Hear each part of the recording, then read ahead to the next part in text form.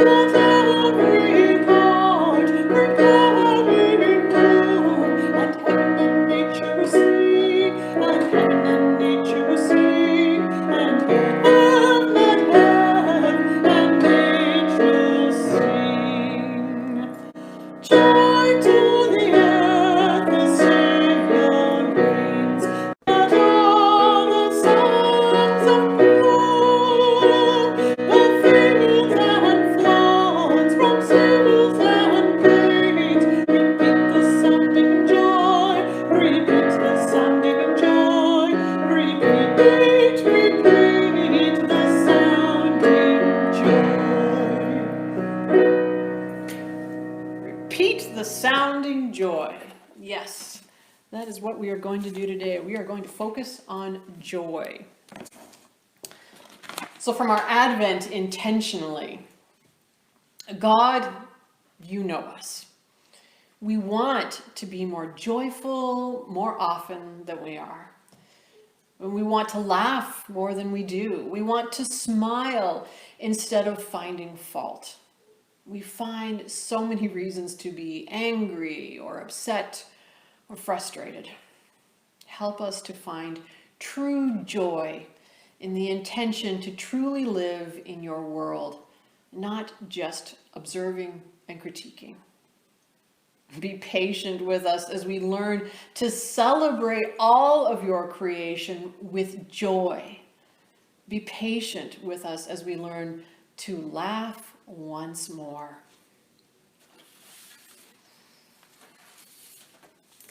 The poet Mary Oliver wrote, "If you suddenly and unexpectedly feel joy, don't hesitate. Give in to it. Life has some possibility left. Joy is not made to be a crumb." It seemed impossible, but the Israelites returned to their home from exile in Babylon. The prophet Isaiah offered a song of celebration. Come and rejoice, eat and drink.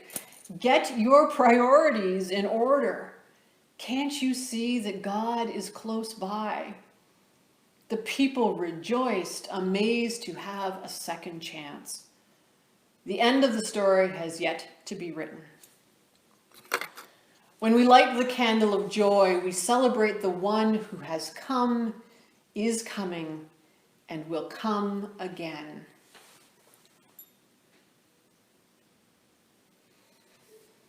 Whatever we face in life, God will make joy possible. Now let's sing our More Voices 220. Hope shines as the solitary star.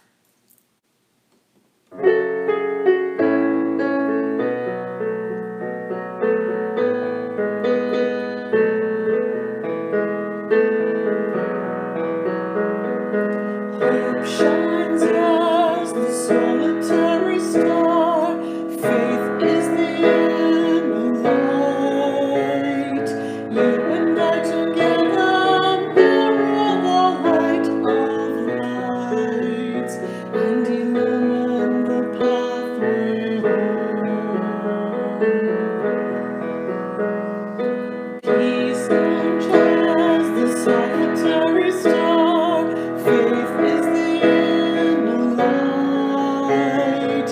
You and I together mirror the light of lights and illumine the pathway home. Joy shines as the solitary star. Faith is the inner light. You and I together mirror the light of lights and illumine the pathway home.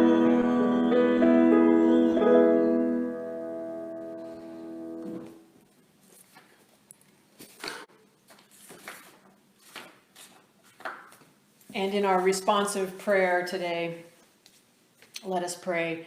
Creator God, teach us to laugh with the joy of children. Create in us the love of life and joy of spirit that will see you in all of your creation. And together we say, help us to live this day intentionally with you. Christ, help us to invite others to laugh with us. Help us to reach out with love and hospitality to all our neighbors. Help us to live this day intentionally with you.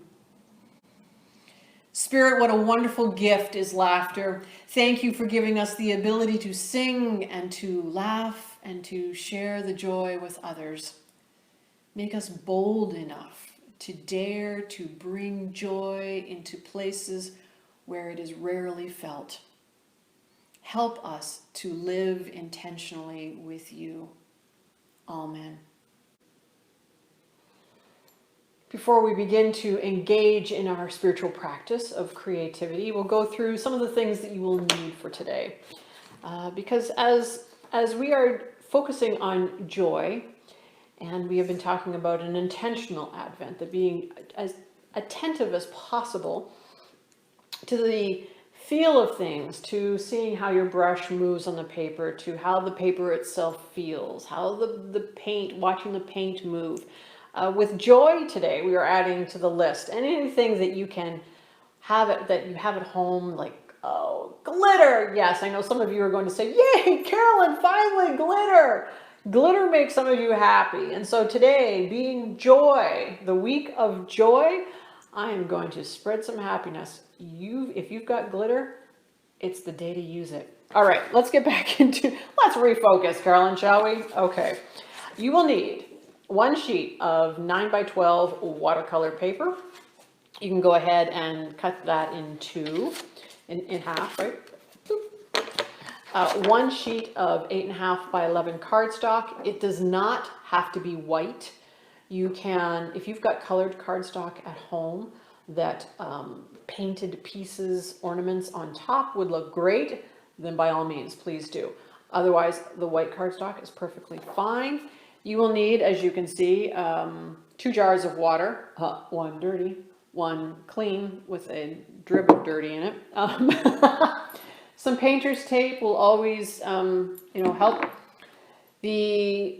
Your watercolor paint in a palette, of course. It doesn't matter what kind of watercolor. Now that's because I've got the tubes, right?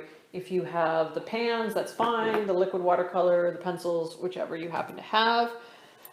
You might need some white acrylic paint.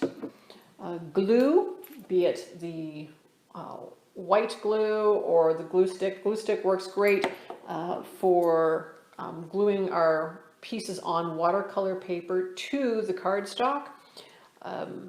If you don't have a glue stick, the white glue is fine. This works better when you're dealing with things like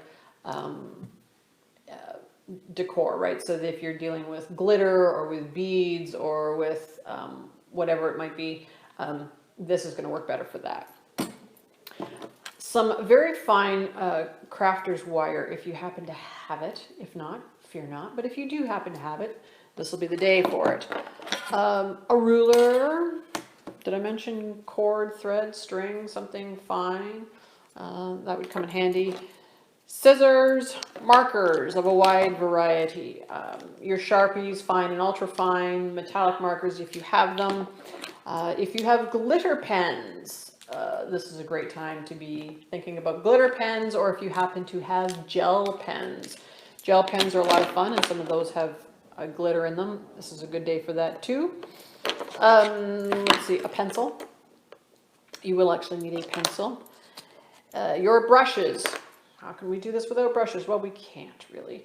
Not today anyway. 1 for water.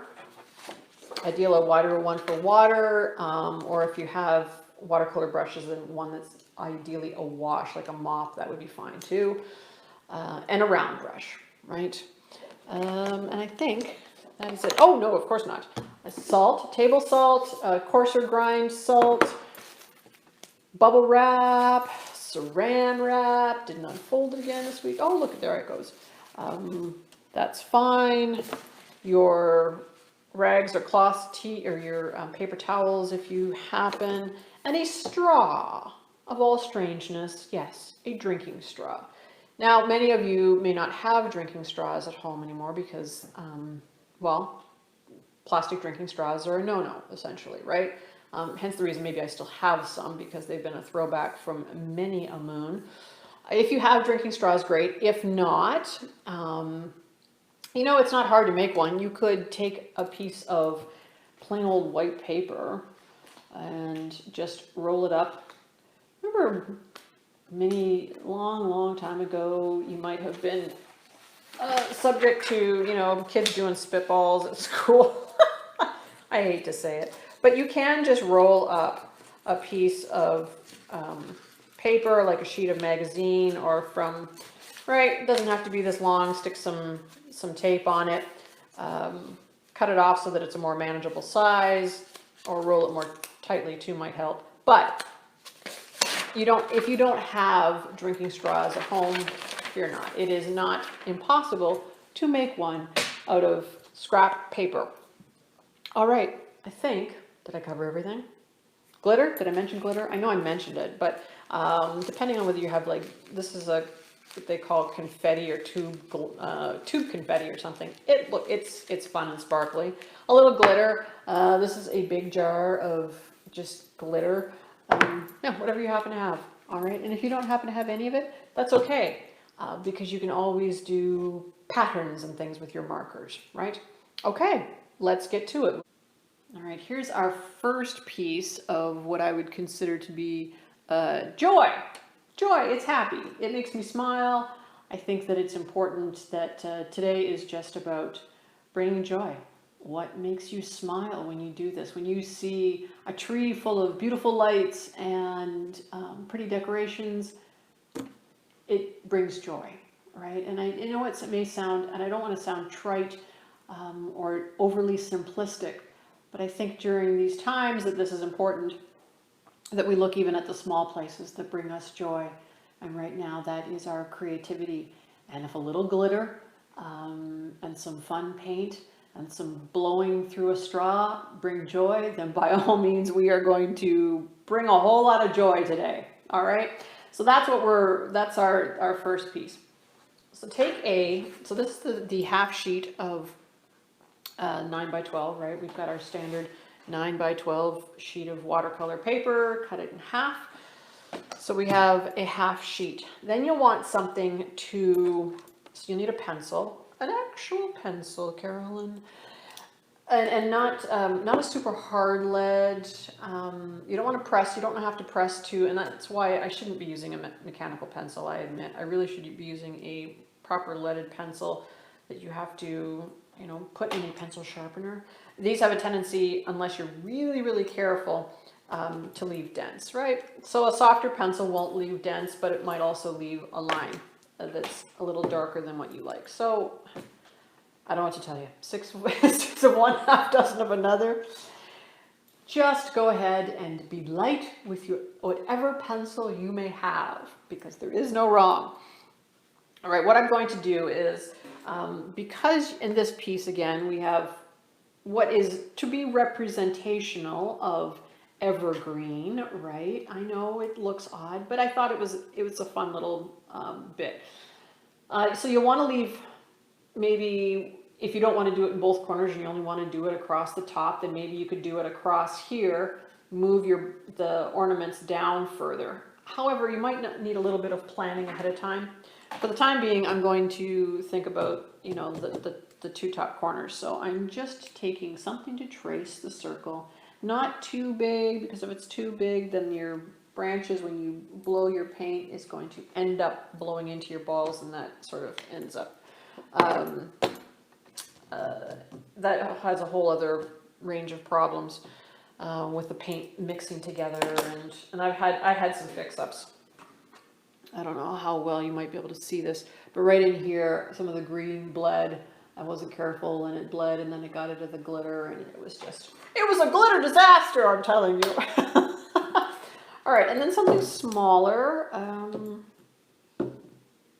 may have wanted to, let's see, if this is actually this way, then maybe here. I'll add another ball, a Christmas ball, and then maybe one here. No, maybe one there. I don't know. Right? There is no wrong. Just do what we can. So you just go ahead and you trace these. And there you go. The next thing you'll want to do then is go ahead with your round brush, and I'm just going to dip it in some clean water. And I'm going to go ahead and follow that pencil marking around. Right, again, watercolor won't go where there is no water unless you forcibly put it there. So if you give it a border with the water, then that's where it's going to go into. And then just, depending on how you want to paint it, if you want to paint it wet on wet, which is, what I'm doing, the wet paper with a wet brush, or you could do, you could go ahead and do some of those other, if you wanted a pattern in it right away, you could do that with the dry paper and the wet brush. So then then you can just start adding in your colors right. You've got some colors mixed up. And depending on how deep or dark you may want it.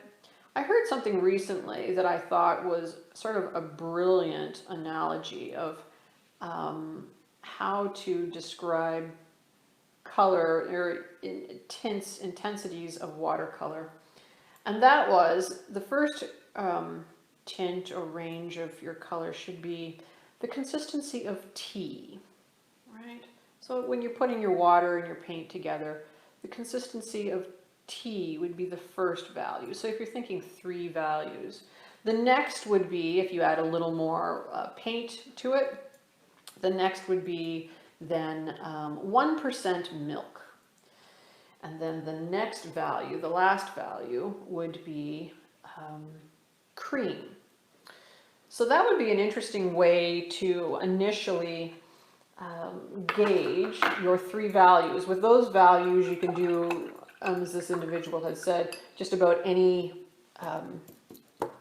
form of watercolor, shades and shadows and that kind of thing, possible with those 3 tints. So a tea tint and a 1% milk, and then the last value would be cream. So tea, 1% milk, and cream. And that'll really help you when it comes to layering one color. And like I say, shades and shadows, there's going to be a shadow, but you want that same, using that same color, you change the value, so you add a little more paint. So it's either you start with the tea consistency, then you layer partway through that 1%, and then you layer again with the cream consistency. All right, little tidbit. I thought it was rather brilliant.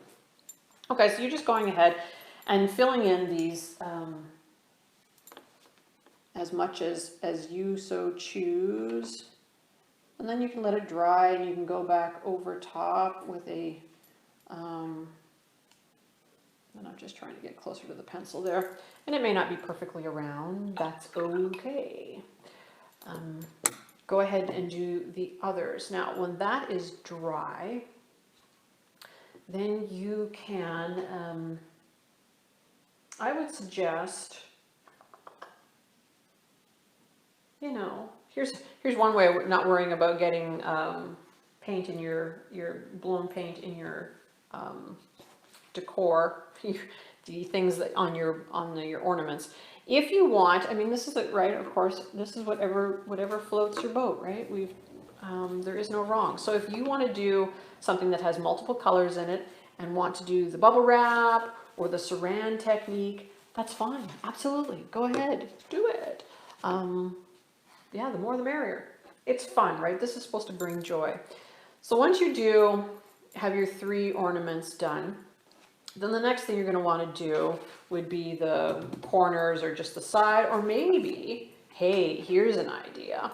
Think of perhaps your ornaments hanging this way, branches, so that you could do your green, and I would move these elsewhere. I would probably have like one larger one or here, and then maybe 2 smaller ones, or 3 different sizes across the bottom here.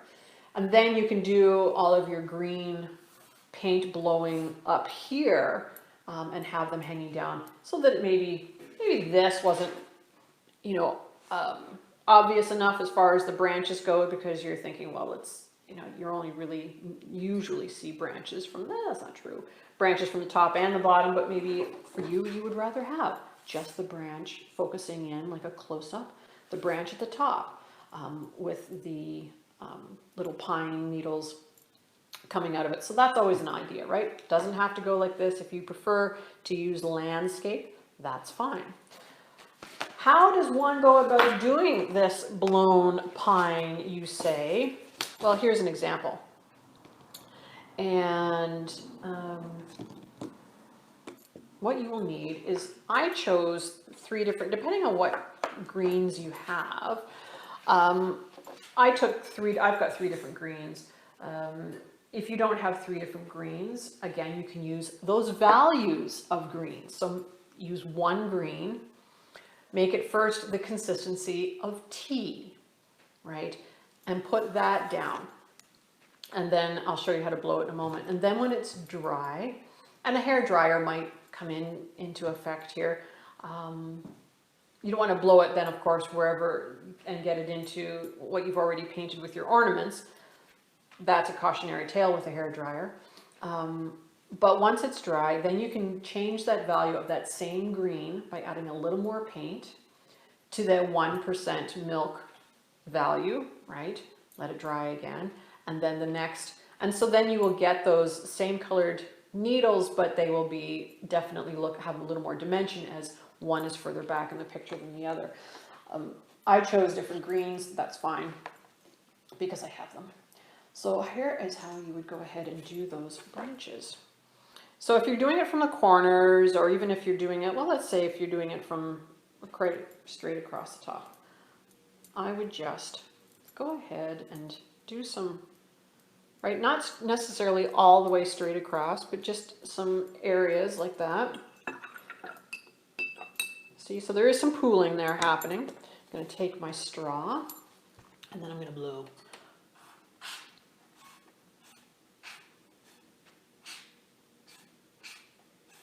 And you sort of use bursts, okay?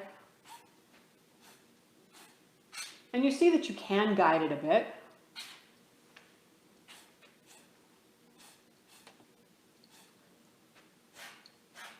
And it sort of goes wonky, and that's okay. That's the fun of it. You have to allow yourself the wonkiness here, right? That's part of this, the fun of this is allowing that wonkiness.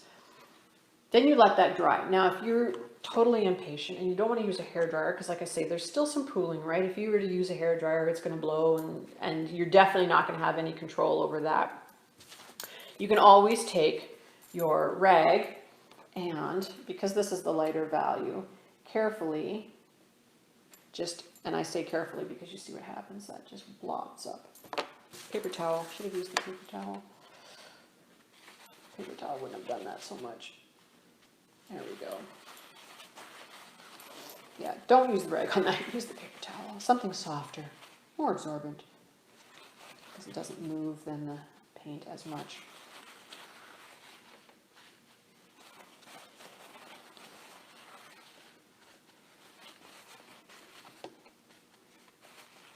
And you'll want to, with your tissue, just even Kleenex is fine, sort of keep moving to a clean spot on your Kleenex if you're going to do this, because potentially if you end up using a section that already has paint on it, right, you're going to leave that mark on there.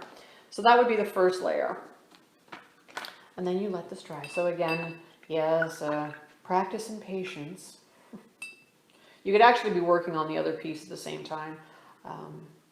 Well, one is drying, and that's what a lot of artists do, right? Well, if you've got two pieces on the go, well, one is drying, you can be working on another. And then I'm going to add the next value, which is sort of a bluey green. And what I would do is these little sections in between initially here that I didn't do before, that's where I'm going to add my next color, and then maybe just a little in here. Again, not the whole way across, right? We're trying to give some interest here. And then I'm going to blow this one.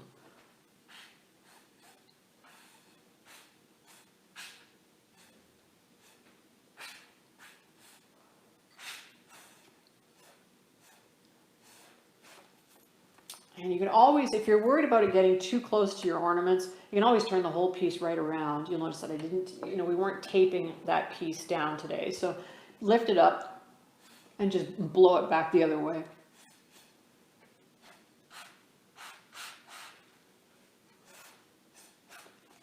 Okay. And then the next value. Now that's not perfect, that's not dry, so let's see what happens. I'll show you what happens if I add now the other green, the last value. Well, sorry, not in this particular case. In your case, it might be the last value. In this particular case, it's the last green, because they are all different. I'm going to do this one sort of all the way across.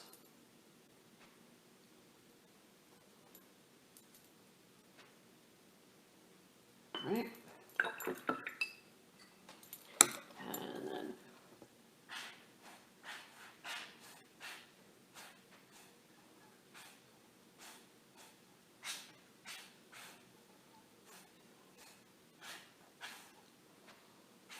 Now, if you're getting lightheaded, then please take a moment, take some proper breaths. I don't want anyone passing out. That's not a very joyful process then.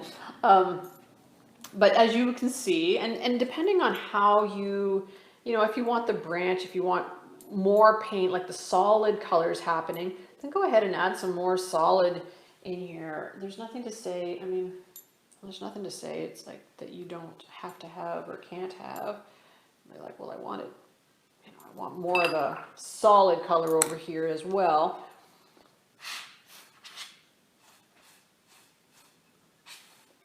Then fine. And you'll see that it sort of blends, by blowing into that paint as well, it blends it at the top. But that's how you do the blown branches. Isn't that fun? Yeah, totally fun. So once you've done that on here, then it's time, and again, once this is dry, you don't want to be adding glue to this until it's perfectly dry. And go ahead and use your white glue, use your glitters, whatever kind of, or these little, I've got some of you I know have these little tubular confetti, plastic confettis, whatever you happen to have. If you don't have any of that kind of thing and you have metallic markers, then you could do patterns on top of it. Or once this is dry, there's nothing to say that you can't go ahead then with your paintbrush and add pattern watercolor on top. As long as this is dry below, you can go ahead and you can add stripes or diamond shapes, and it won't bleed because this is dry. Okay. It's only if this is still wet then and you go ahead and you try and use the paper, then you're going to have that bleed happening. If you happen to have like those little, if you're somebody who does a lot of cards at home, homemade cards, you might have the little jewel type of bead kind of things you could add to it as well. That's fine. On here, there is some on this one, right? There's the little beads as well as the diamond dust, as they call it. Ooh, yes. And then once you've done you've got those decorated and your other boughs are dry, then you can go ahead and you can add, and you can do this with paint, but I had a gold metallic marker. You can add the little hangers here, and again, I snuck in my little heart, I still snuck in my heart to tell myself, to remind myself to be attentive and aware that I am trying to be as intentional throughout Advent as possible. And then instead of a straight line, you could do a straight line for the string. I just chose to do little dots. It's just something a little different, makes it look like chain instead. And there you have it. There's one piece of joy. Do you feel happy? Do you feel joyful? Tell me yes. Please tell me yes. All right.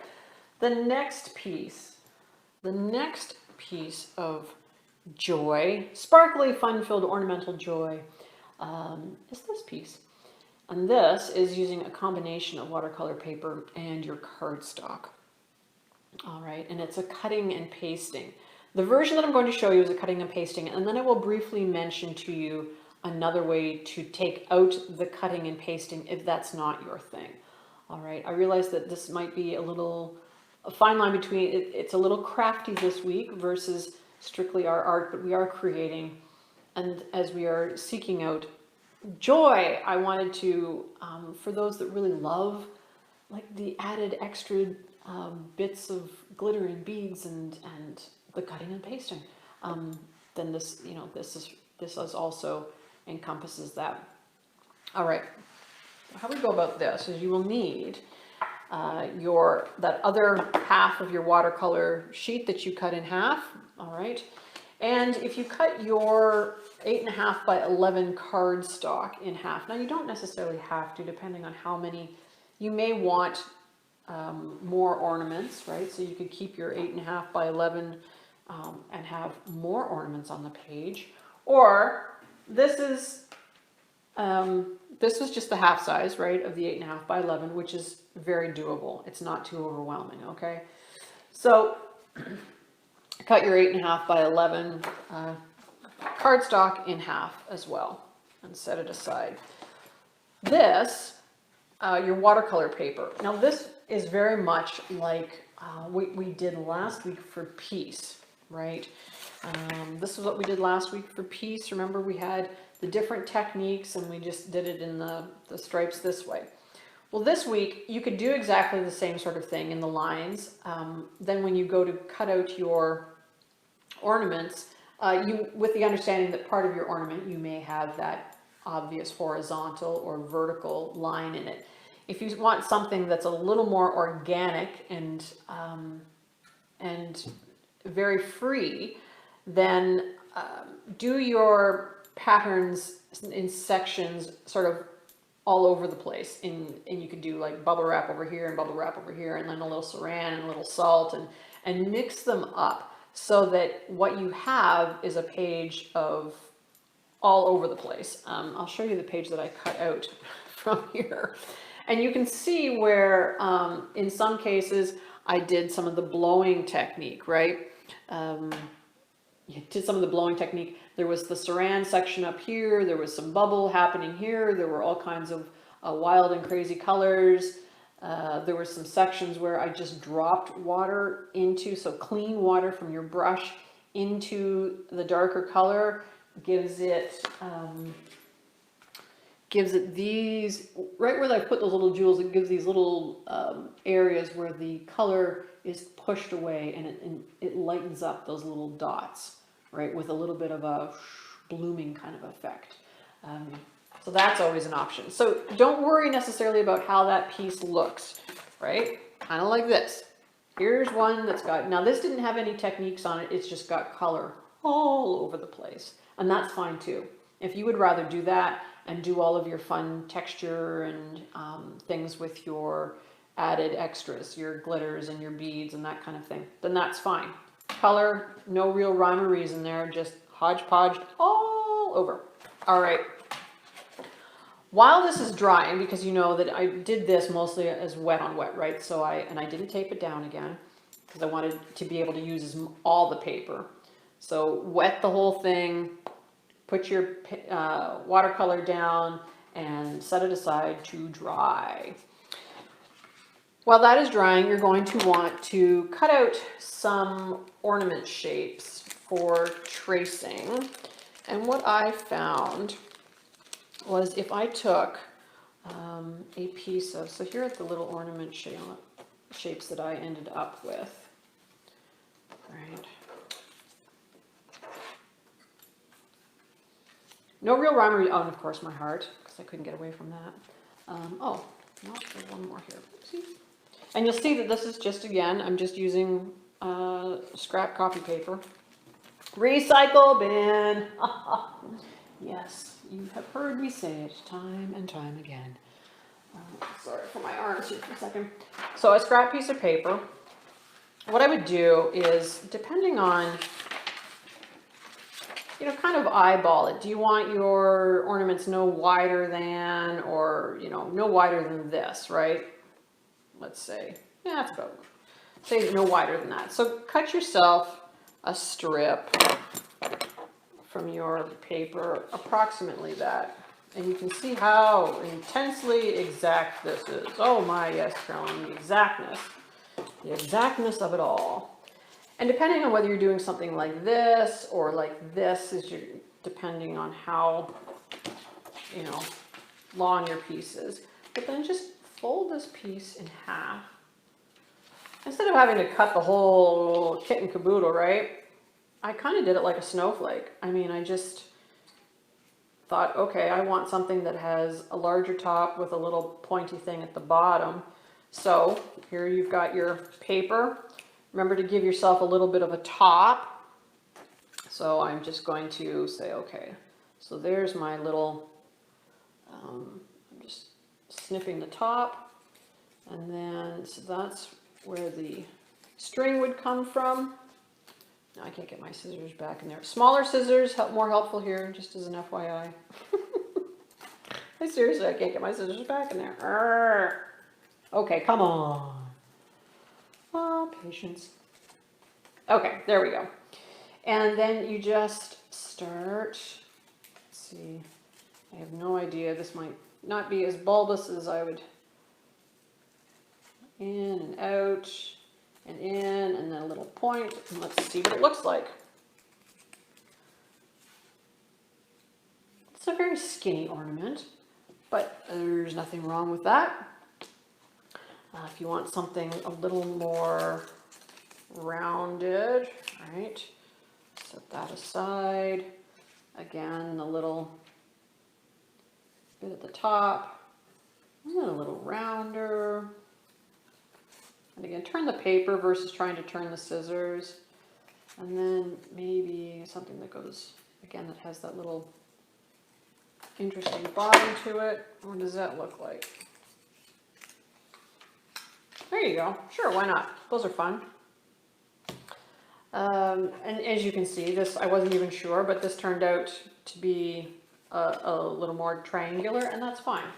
So that's how I did my ornaments, the high scientific process of my ornaments right there. So once you have that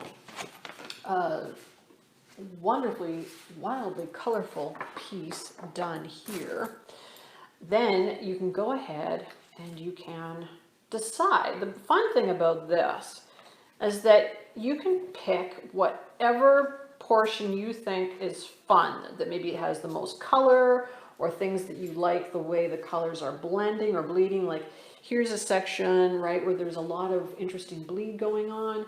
So you could say, oh, well, here's a one that's a little more round. I could get a fair bit of that bleed in there. So I'm just going to put that one down, and you can trace it. Now, you can trace it in pencil and then cut it out. If you're finding that the pencil is difficult to see, maybe not. If you have chalk at home, chalk works great for just adding a little bit of line, and then you can just easily, with a very damp, just brush it off, right, the chalk, if there's still some chalk on it. But this is all that you're going to do. You're going to say, you know, where I like the idea of having maybe just this blue section for this longer piece here. So I'm just going to put it down. Figure out where you want them all, trace them all, cut them out. Right? And that's exactly why this piece that I cut those out of earlier is sort of hodgepodge, because I really loved across my heart, there were these interesting lines from blowing the paint, and I thought, oh, those would be fun across, so that's where I chose. Yeah, and you don't have to throw this out afterwards, right? You've seen some of the examples that we've done in the past that I said, well, I've used, I know, sections of older watercolor. Just hang on to it for the time being. You know, it might be useful next week, or in cards that you're going to do, or in something that you might want to gift. Or you could even potentially create your own little gift tags out of your own watercolor handiwork, right? So once you have those pieces cut out, you'll notice that on the cardstock, so that, let's set the watercolor paper across, right? The cardstock, I didn't like the stark white background. And so what I did was just gave it a little something. So if you've got colored cardstock, this won't be an issue, right? So what I did with the side of your paintbrush on the cardstock, you can use your watercolor, and it won't, this is not enough water that this is going to mess with the cardstock in a way that it's going to make it warp or bubble or anything like that. So take whatever color you happen to have, or whatever color you want. So I'm just going to fill in get some purple paint on my brush here. Dry cardstock, right? And just using your brush on its side, you just back and forth like this. Again, load up your brush, and just on its side.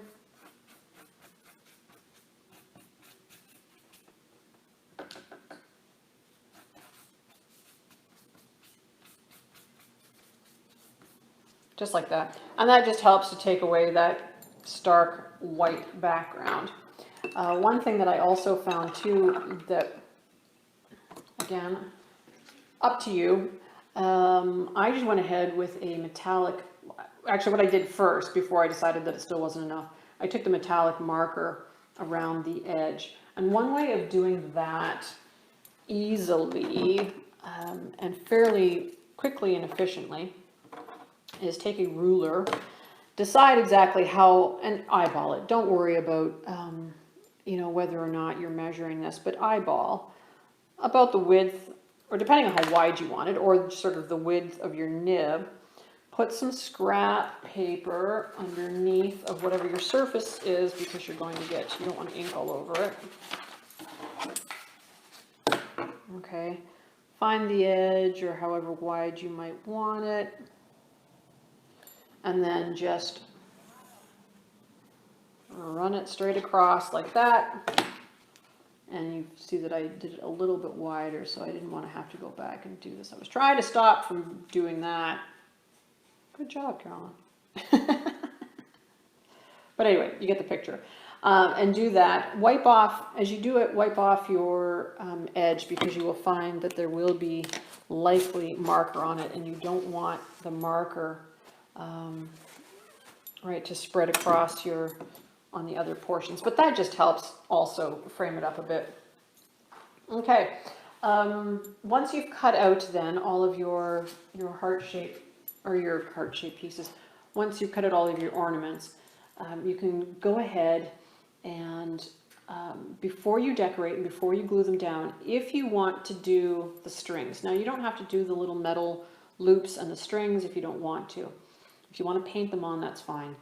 So if you want to paint them, go ahead then and glue these down, and then decorate after you've glued. I just found that it was easier to glue these down first and then do the decorating before, because remember how we had said with the watercolor to take a piece of paper over the top and press down when you're gluing. That's really hard to do once it's all decorated and glittered up and you're going to make a mess. So glue them down first. That's if you're going to paint these little hooks and string in. If you're going to add the extra wire, then I would, before you glue your ornaments down, you're going to want to make a tiny hole in the top portion, right in through here, with either a needle, or if you happen to have a paper piercer, great. And if you don't have a needle, a push pin would work fine. And then take some of your fine wire, and I just took a chunk, wound it around, either a round pencil or even the handle of your paintbrush would work, right? Just wind it around a couple times. It's thin enough wire, your regular craft scissors there will do. Coil it up, right? Squish it down sort of, and there's your coil. Right, there, just like that. Once you have it, your little hole in it, you can take one of those edges and just carefully loosen it up a bit, and feed it through once is fine, just so that it's attached.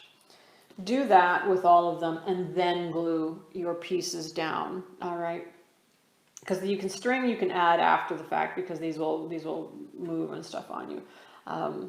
So once you've got those little wire pieces in, then glue your ornaments down.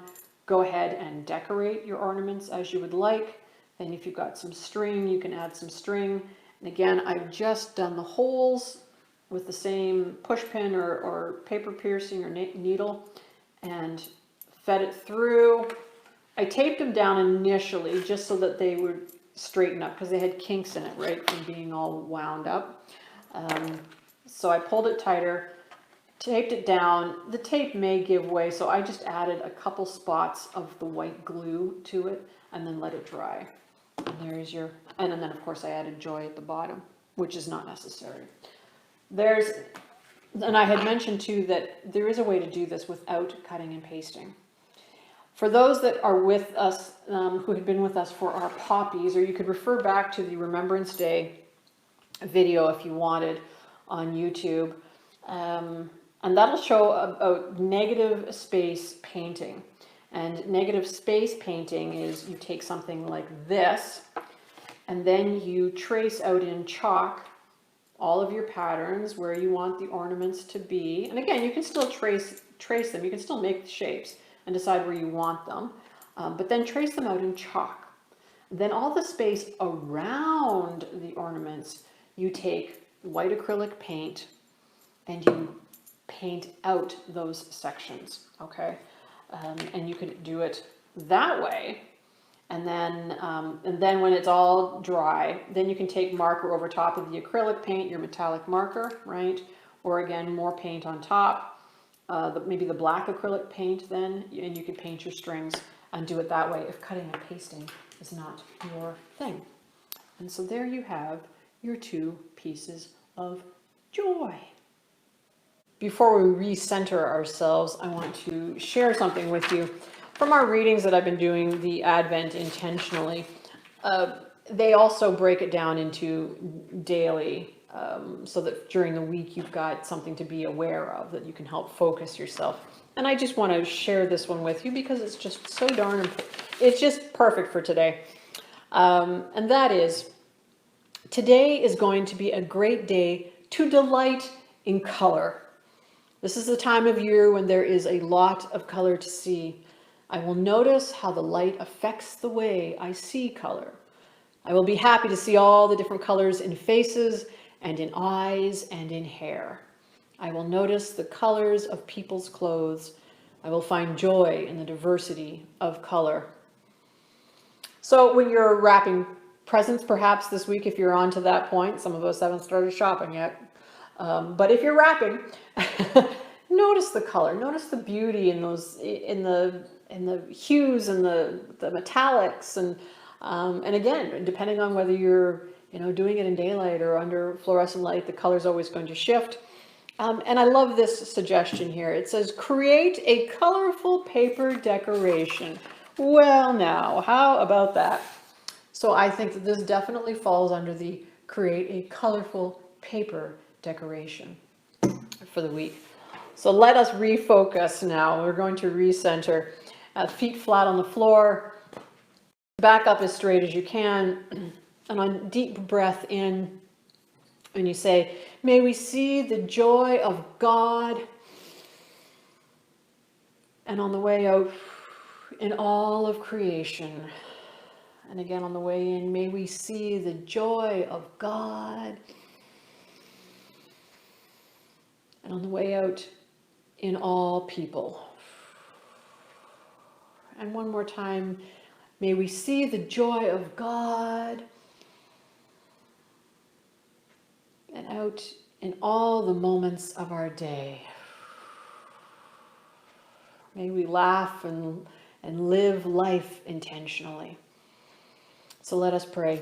Creator God, quiet my mind before it passes judgment on this prayer, my gift of time to you. Amen.